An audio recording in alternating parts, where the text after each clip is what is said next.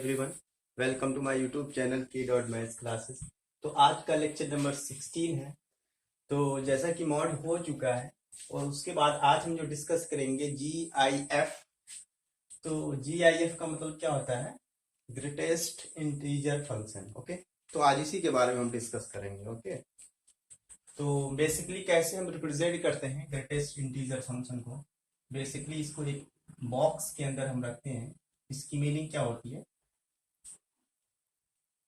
Integral part of x, integral part of x. इसको represent करने का तरीका क्या होता है?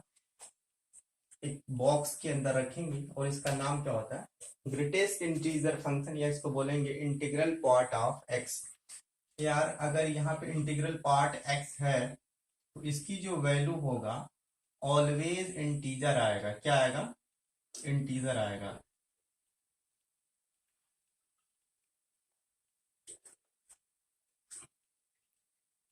इंटीजर आएगा। ये जो इंटीग्रल एक्स होगा उसका जो रिजल्ट होगा, आउटकम आएगा, वो क्या आएगा? एक इंटीजर आएगा। ऐसा नहीं है कि ये कभी भी फ्रैक्शन नहीं हो सकता।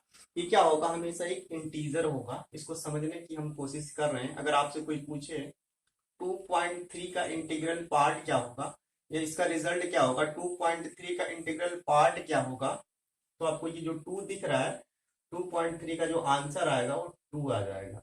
सेकेंड थिंग, अगर ये 7.8 है, क्या हो जाएगा? इसका जो इंटीग्रल पार्ट आएगा वो 7 आ जाएगा। आपको यहाँ पे 7 दिख रहा है। अभी मैं इसको ऑपरेशन बता दूंगा कि कैसे ये आ रहा है, तो अभी आप समझेंगे। अगर इंटीग्रल पार्ट ऑफ 5 है, अब यहाँ पे 5 आ रहा है, यहाँ पे क्या है? इंटीजर नहीं था। जो ग्रेटेस्ट इंटीजर के बीच में बॉक्स के अंदर जो नंबर था वो इंटीजर नहीं था। यहाँ पे जो बॉक्स के अंदर नंबर है वो 5 है, और 5 क्या है? एक इंटीजर है, तो इसका जो रिजल्ट आएगा वो 5 आएगा। ओके, तो इसको समझने की हम कोशिश करेंगे थोड़ा सा। तो यार 2.3 क्या है? अगर इसको हम नंबर लाइन पे प्लॉट करें, इस 2.3 को अगर मैं नंबर लाइन पे प्लॉट करूं, या 2.3 को मैंने ऐसे मान लिया, तो 2.3 के जस्ट बिफोर पहले जो इंटीजर आएगा, 2.3 के जस्ट बिफोर पहले जो इंटीजर आएगा, वही इसके इंटीग्रल पार्ट का आंसर आ जाएगा। यार अगर 2.3 के पहले जस्ट बिफोर इंटीजर क्या आएगा? 2 आएगा। और भी सारे इंटीजर आएंगे, 1 आएगा, 0 आएगा, लेकिन इसके जस्ट बिफोर, जो जस्ट बिफोर आ रहा है, यानी 2.3 के पहले वाला जो इंटीजर आ रहा है वो क्या आ रहा है? 2 आ रहा है। आई थिंक वही मेरा आंसर हो जाएगा। सेम कंडीशन यहाँ पे भी है। 7.8 को अगर मैं नंबर लाइन पे प्लॉट करूं, 7.8 को मैं नंबर लाइन पे प्लॉट करूं ऐसे ही, तो इससे जस्ट बिफोर वाला नंबर क्या आएगा? जो इंटीजर वाला नंबर होगा क्या होगा? ऑब्वियस 7 आएगा। तो इसका जो आंसर आ रहा है ऑब्वियस 7 आ गया। आई होप दैट इज क्लियर। और इंटीग्रल के लिए क्या होगा? वही नंबर आ जाएगा। अगर 5 है, इंटीजर क्या है? 5 है, तो 5 का जो इंटीग्रल पार्ट आएगा उसका जो रिजल्ट क्या आ जाएगा? 5 ही आ जाएगा, जैसा कि आपको दिख रहा है। तो एक और एग्जांपल से इस बात को हम समझते हैं। अगर यहाँ पे मैं बता रहा हूं आपको -5.6, अब तक क्या था? ये जितना मैंने इंटीग्रल पार्ट सिखाया आपको, ये कैसा था? पॉजिटिव था। अब क्या है? इंटीग्रल पार्ट में जो नंबर आपको दिख रहा है कैसा है? नेगेटिव। ओके, तो यहाँ पे शॉर्टकट क्या है? ये 2 दिख रहा है तो 2 हो जाता, 7 है तो 7 हो जाता। अब यहाँ पे इंटीजर है तो क्या हो जाएगा? इंटीजर इंटीजर हो जाएगा। बट यहाँ पे क्या दिखा रहा? जो इंटीग्रल पार्ट के अंदर नंबर है वो कैसा है? नेगेटिव है यार। तो इसको हम नंबर लाइन पे प्लॉट करेंगे। तो नंबर लाइन पे प्लॉट करके देखते हैं क्या आ रहा है। आई थिंक इसको मैं हटा दे रहा हूँ।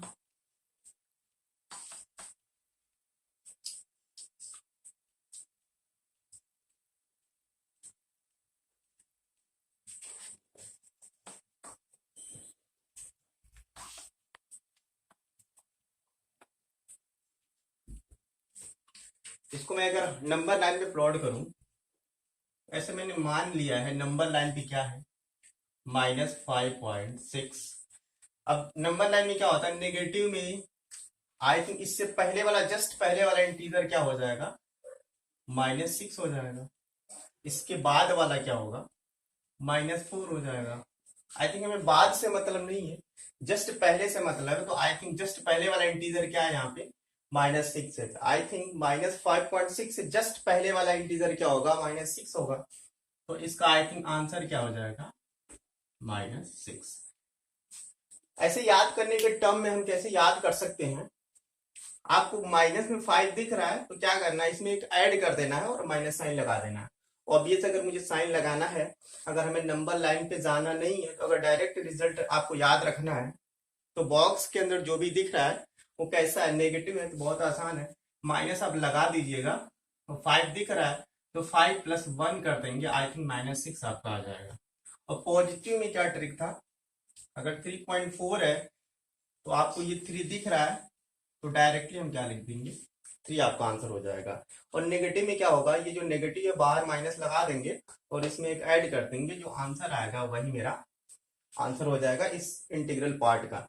बट इसका कॉन्सेप्ट क्या है, जस्ट बिफोर वाला जो नंबर आएगा वही इसका आंसर हो जाएगा। इसी बात को हम समझते हैं।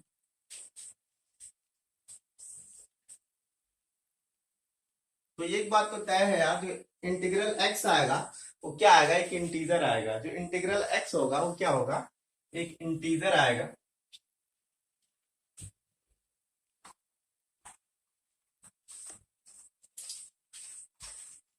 अगर मैं बात करूं इंटीग्रल पाई की, अगर आपसे कोई पूछ दे इंटीग्रल पाई की वैल्यू कितना होगा, तो अंडरस्टूड है इंटीग्रल पाई कितना होता है, 3.14 होता है।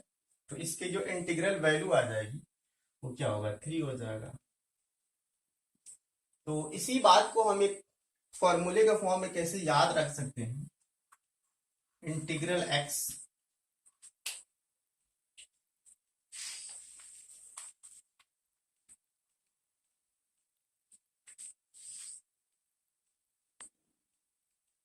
ये क्या होगा, एक इंटीजर होगा, इंटीजर होगा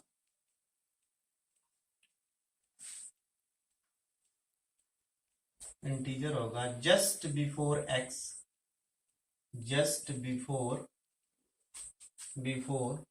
x, if x not integer, if x not integer. ऐसे मैं समझ सकता हूं कि इंटीग्रल एक्स का जो आंसर आएगा वो एक इंटीजर आएगा। और कौन सा इंटीजर होगा, just before x, if x is not integer. यार अगर ये एक्स इंटीजर नहीं होगा तो इसका जो रिजल्ट आएगा इसके जस्ट पहले वाला इंटीजर होगा, जैसे आपको इस सब एग्जांपल में पता चल जा रहा है। If integral x is equal to, x कब आएगा, if x is integer, x is integer. I think integral x is equal to x कब आएगा, जब ये एक्स कैसा होगा, इंटीजर होगा।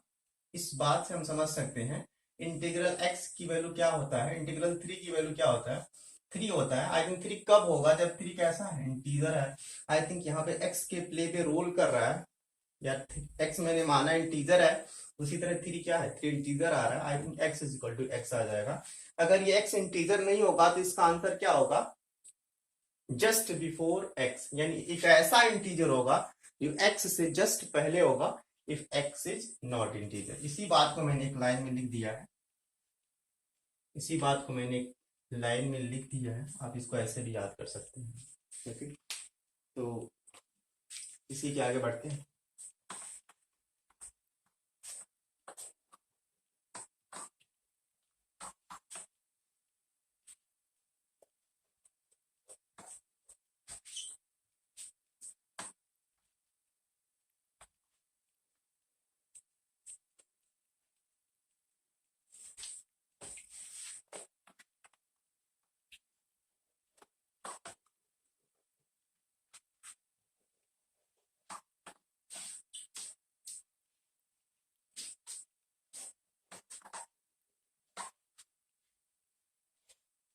क्वेश्चन लिखते हैं हम, integral x is equal to, if integral x is equal to 5, find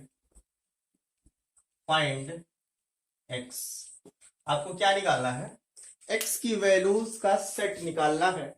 if यार integral x is equal to क्या दिया है, 5 दिया है, तो आपको क्या निकालना है, एक्स निकालना है। If integral x is equal to 5 दिया है, आपको क्या निकालना है, एक्स निकालना है। अगर मैं थोड़ा सा फोकस करूं यार, तो इंटीग्रल एक्स मैंने आपको क्या बोला था, इंटीग्रल एक्स क्या होता है, एक इंटीजर होता है, हमेशा क्या होगा, एक इंटीजर ही होगा, और इंटीजर इंटीजर के ऑब्वियस इक्वल होता ही है। I think integral x is equal to integer है। आई थिंक इस इक्वेशन को मैं सॉल्व कर सकता हूँ। यार मैं इसको हटा दे रहा हूँ। तो थोड़ा सा अगर हम सोचें तो एक्स क्या क्या हो सकता है। यार पहली बात तो एक्स क्या हो सकता है, 5 हो सकता है। एक्स क्या हो सकता है, 5 हो सकता है। अगर मैं एक्स के प्लेस पे 5 रखता हूं तो इंटीग्रल 5 क्या होता है, 5 होता है। I think x is equal to 5 इस हमारे इक्वेशन को सेटिस्फाई कर रहा है। I think x is equal to 5 मेरा एक आंसर हो जाएगा। अगर मैं एक्स की वैल्यू क्या रख दूं, 5.1, ऐसे मैं समझाने के लिए बता रहा हूं आपको। अगर मैं एक्स के पहले 5.1 रखता हूं तो इंटीग्रल 5.1 भी क्या होगा। आई थिंक यार ये बात पता है, ये पॉजिटिव वाला केस है, और ये जो इंटीजर होता है जस्ट पहले वाला इंटीजर 5 हो जाएगा, और 5.1 भी इस इक्वेशन को सेटिस्फाई कर रहा है। अगर x इज इक्वल टू 5.2 ले लूं, 5.2 अगर मैं लेता हूं तो भी क्या आएगा, 5 ही आएगा। आई थिंक 5.2 भी इसको सेटिस्फाई कर रहा है। इसी तरह मैं अगर x इज इक्वल टू क्या ले लूं, 5.9 ले लूं, तो 5.9 भी क्या करेगा, हमारे इक्वेशन को सेटिस्फाई करेगा, बिकॉज 5.9 अगर मैं पुट करूंगा तो इसका रिजल्ट क्या आएगा, 5 ही आएगा। अगर मैं x की वैल्यू या 6 ले लूं तो क्या 6 इसको सेटिस्फाई कर रहा है, ये चेक करते हैं। तो x के प्लेस पे मैं क्या रखूंगा, 6 रखूंगा। 6 रखने के बाद इंटीग्रल x क्या आ रहा है, 6 आ रहा है। आई थिंक यहाँ पे तो 5 है, आपके रखने के बाद क्या आ रहा है, 6 आ रहा है। I think x is equal to 6 हमारे इक्वेशन को सेटिस्फाई नहीं कर रहा है। यानी 5 से लेके 5.9 तक, यानी 6 को छोड़ करके 5 से लेके 6 तक, बट 6 को इंक्लूड नहीं करना है। यानी x की वैल्यू क्या क्या हो सकती है, इसी को मैं इंटरवल फॉर्म में लिख दे रहा हूं। यार x क्या क्या हो सकता है, x की वैल्यू 5 से लेकर के 5 से लेकर के कहां तक जाना है, हमें 6 तक जाना है, बट 6 को इंक्लूड नहीं करना है। यार हम यहाँ पे मैंने इक्वेलिटी नहीं लगा है, आई थिंक 6 यहाँ पे इंक्लूड नहीं है। तो फाइनल जो मेरा आंसर हो जाएगा, एक्स का पूरा पूरा सेट क्या हो जाएगा, 5 से लेकर के कहां तक जा रहे हैं हम, 6 तक, बट 6 को इंक्लूड नहीं कर रहे हैं। ऐसा क्यों नहीं कर रहे हैं, क्योंकि यहाँ पे 6 को हम इंक्लूड करेंगे तो ये हमारा इक्वेशन सेटिस्फाई नहीं होगा। 5 पे हमारा इक्वेशन सेटिस्फाई हो रहा था। आई थिंक 5 से लेकर 6 तक सारे एक्स हमारे इक्वेशन को सेटिस्फाई करेंगे। आई थिंक जो मेरा एक्स होगा वो 5 से लेके कहां तक जाएगा, 6 तक जाएगा। इसी को दूसरे फॉर्म में लिखने का तरीका क्या होता है, अगर इसको इंटरवल फॉर्म में लिखें तो I think x belong to 5 को इंक्लूड करना है, तो 5 टू कहां तक जाएगा, 6 तक, और 6 को इंक्लूड नहीं करना है तो ये वाला ब्रैकेट लगा देंगे हम। आई थिंक ये वाला ब्रैकेट बताता है कि हमें 6 को इंक्लूड नहीं करना है। तो I think that is the final answer. इतना कहानी की करने की जरूरत नहीं है, ये कॉन्सेप्ट सिखाने के लिए मैं आपको ये सारी बातें बताया हूँ। ओके, तो अभी हम डायरेक्ट करेंगे इसको। ये सारी बातें एक बार हमारे दिमाग में फिट हो गई हैं तो हम क्या करेंगे, बहुत इजी होगा। यार integral x is equal to something जो इंटीजर होगा उसकी वैल्यू को उठाएंगे, इक्वल करेंगे, और उसमें वन टर्म ऐड कर देंगे, तो वही मेरा फाइनल आंसर आ जाएगा। आपको यहाँ पे दिख रहा 5 है, तो 5 मैंने रखा है, इक्वालिटी लगा दिया है, और इसमें 1 ऐड करेंगे तो क्या हो जाएगा, 6 हो जाएगा, और 6 को इंक्लूड नहीं करेंगे। सारी बातें एक बार क्लियर हो चुकी हैं, ये कहानी में बार बार करने की जरूरत नहीं है।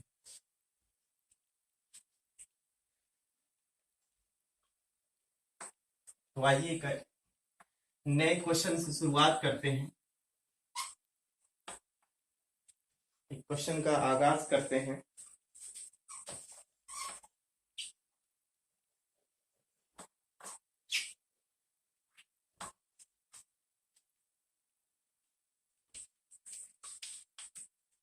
Integral x is equal to यार 9 है, तो एक्स क्या क्या हो सकता है। यार बेसिकली एक्स क्या क्या हो सकता है, डायरेक्ट में बोलूंगा, एक्स क्या क्या हो सकता है 9 से लेकर के 10 तक, बट 10 को इंक्लूड नहीं करना है। इसी को जो सेकंड फॉर्म में लिखने का वो क्या है, x belong to 9 to 10, that is the final answer. Okay, अब आगे हम क्वेश्चन को थोड़ा सा बढ़ाते हैं।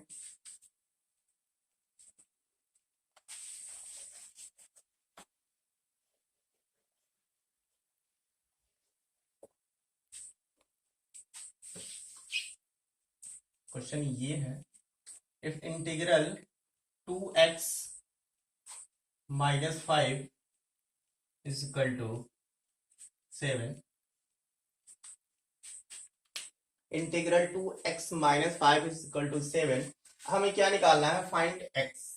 क्या निकालना है, फाइंड x निकालना हमको, यार x निकालना है। यार हम क्या करेंगे यहाँ पे, वही कॉन्सेप्ट लगाएंगे, बट x के प्लेस पे क्या है यहाँ पे 2x माइनस 7 है।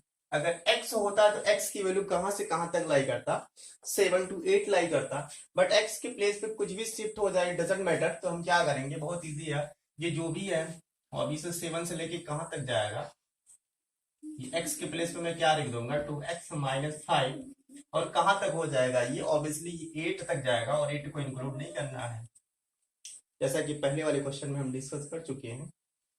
तो यार फाइनली हमें क्या निकालना है यहाँ पे, फाइनली हमें क्या निकालना है, x निकालना है। फाइनली हमें क्या निकालना है, x निकालना है।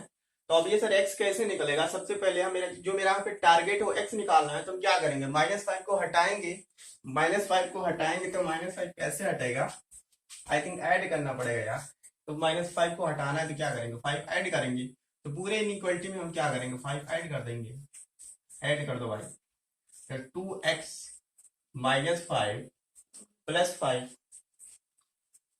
8 प्लस 5 हो गया, 5 ऐड कर दिया मैंने यार, ये 5 से 5 कट गया, 12, 2x, ये 13 हो जाएगा आई थिंक।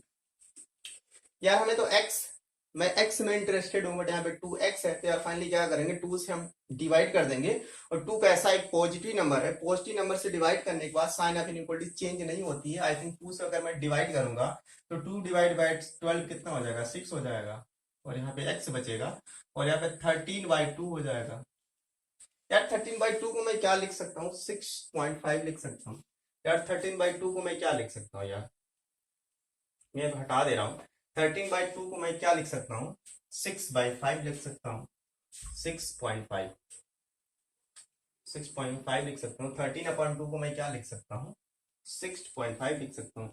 इसी को मैं अगर इंटरवल फॉर्म में लिख दूं तो यार x बिलोंग टू क्या हो जाएगा, x बिलोंग टू 6 को इंक्लूड करना है, यार 6 को मैंने इंक्लूड कर लिया, और यहाँ पे 6.5 क्या हो जाएगा, 6.5 को इंक्लूड नहीं करना, ये वाला लगा, आई थिंक इक्वालिटी नहीं है, ये वाला ब्रैकेट आ जाएगा। I think that is the final answer.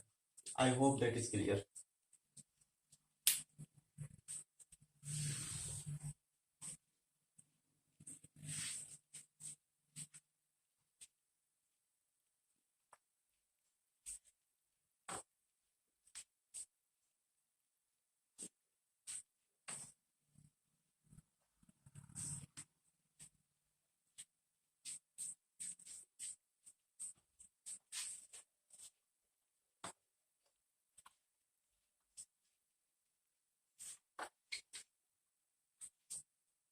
अगर एक क्वेश्चन आपसे है, if integral x is equal to 5/2 5/2, अब हमें क्या निकालना है, फाइंड x निकालना है। क्या निकालना है, x निकालना है। आपको मैं बता दूं कि यार इंटीग्रल x क्या होता है, इंटीग्रल x क्या होता है, इसका जो रिजल्ट आएगा, इंटीग्रल x का जो रिजल्ट आएगा वो क्या होगा, इंटीजर होगा। यार ये क्या होगा, इंटीजर होगा। बट आपको एलएचएस में तो इंटीजर है, आरएचएस में आपको क्या दिख रहा है, 5/2 है, यानी यार ये तो फ्रैक्शन आपको दिख रहा है। इंटीजर कभी भी फ्रैक्शन इक्वल होता ही नहीं है, होता है बट वो अलग केस है कि 5/1 को हम क्या लिख सकते हैं, 5 लिख सकते हैं, वो अलग केस है।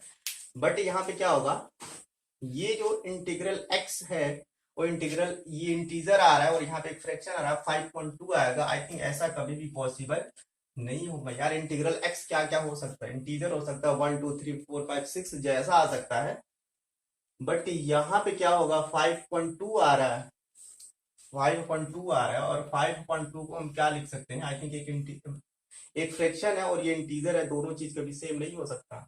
आई थिंक इस केस में दोनों चीज सेम नहीं हो सकता, यानी कोई भी ऐसा एक्स नहीं होगा जिसके लिए इसकी वैल्यू एक फ्रैक्शन आए, क्योंकि सारे एक्स के लिए क्या आएगा, एक इंटीजर आएगा। आई थिंक एक्स क्या आएगा, नो एक्स आएगा, कोई भी ऐसा एक्स नहीं आएगा जिसके लिए कैसा आए, फ्रैक्शन आए, क्योंकि इंटीग्रल एक्स का आउटकम जो आता है एक इंटीजर आता है। मैथ के लैंग्वेज में इसी को क्या बोलेंगे, एक्स बिलोंग टू पाई बोलेंगे, या मैथ लैंग्वेज में क्या बोलेंगे, इसी को पाई बोलेंगे।